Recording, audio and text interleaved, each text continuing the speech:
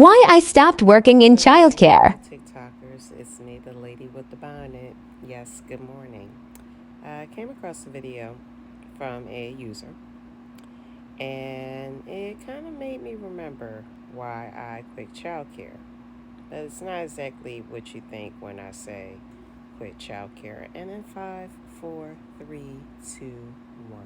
No, y'all, can we talk about it? Can we please talk about it? Let's take a moment to discuss. Let's take a moment to debrief. Let's take a moment to unpack.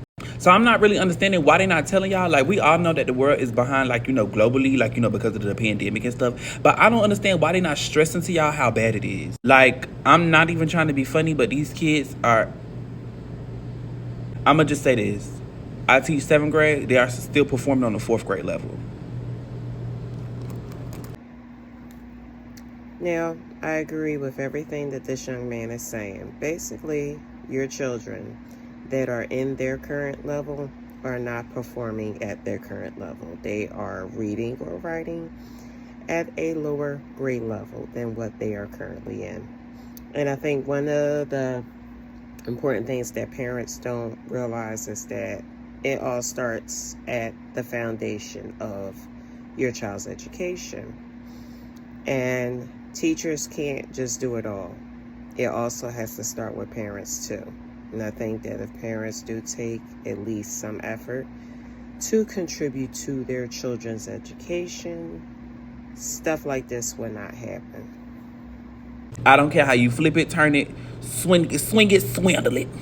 They still performing on the 4th grade level. Ain't nobody talking about how they just keep moving, passing them on. They just keep passing them on, passing them on, passing them on, passing them on, passing them on, passing them on. I could put... And everything he just said right there was no lies in that statement that he made.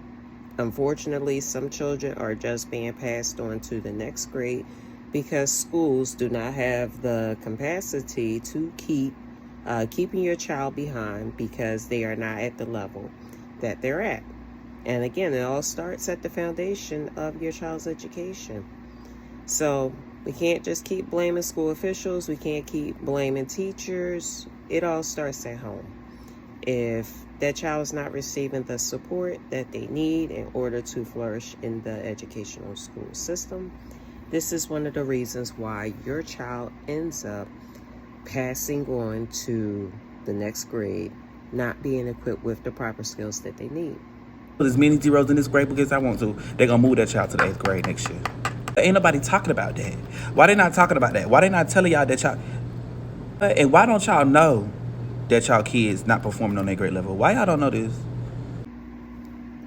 And the reason why I think some parents don't know this is because, one, ignorance. Some parents don't know because they don't take the time to look into figuring out how well their child is performing at school. Then there's another scenario. You got some parents that are trying to make ends meet, that are working very hard to maintain the household. So by the time they come home at the end of the day, all their energy is being depleted because they done put it into a 9 to 5, and then they come in the door, and the last thing that they are trying to deal with is figuring out, did the child do their homework, how well their child is doing at school. And honestly, I think that is a very poor excuse. It is laziness on the parents' part, and they need to figure out how they can coordinate their child's education along with their day-to-day responsibilities. Now, I will say that when you are a parent of multiple children, such as myself, it does become a challenge because every child that you have has different needs. You got some children that are very independent and don't need to be hovered over every second. And then you got some children that needs that extra special TLC.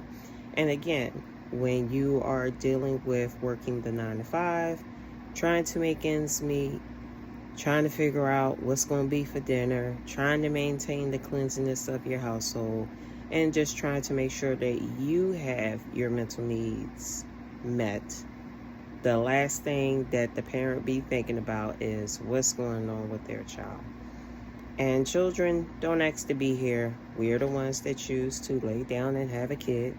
So it is up to us to make their education a top priority because this is the decision that we chose. Why y'all don't know? Talk about it. Let's unpack. Because y'all be quick to talk about, oh, the teacher this, the teacher this, the teacher. It's your job, baby. I just got here 30 days ago.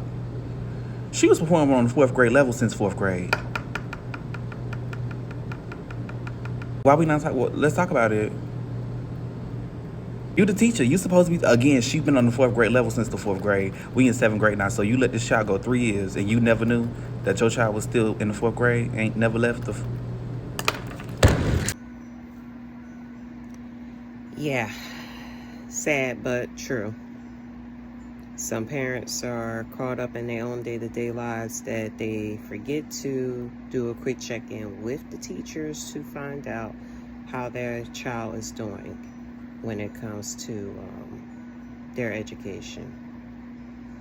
And when I saw his video, it just brought back memories of how I used to get frustrated with some parents. And I didn't even work for the school district. I was actually working in daycare.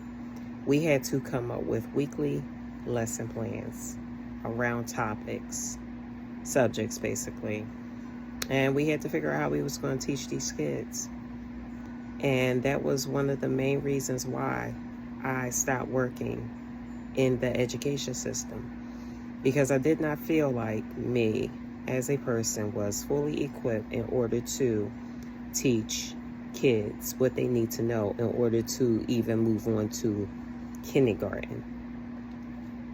And I didn't want to be one of the ones that reflect back to, if I saw one of those kids today, that I would feel guilty because that child did not have a great start. So yeah, it just brings back a lot of memories as to why I no longer work in the education system, because I'm not going to sit there and be one of the causes why that child did not have a great start in life. Hang it up, flat screen. And 4th graders being nice. I still have kids performing on grade K, 1, 2, and 3rd grade levels. I could probably count on one hand how many kids are actually performing on their grade level. So just imagine, you don't know that your child been on the 2nd grade level since the 2nd grade and they now in the 7th or 8th grade? Are you joking right now? And these are future leaders, our future doctors, our future nurses, our future...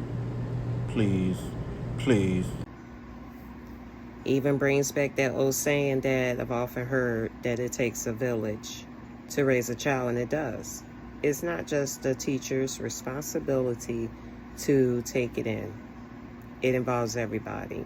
Parents, grandparents, aunts, uncles, cousins, even outside resources. There are plenty of resources out here. You just got to take the time to look into it.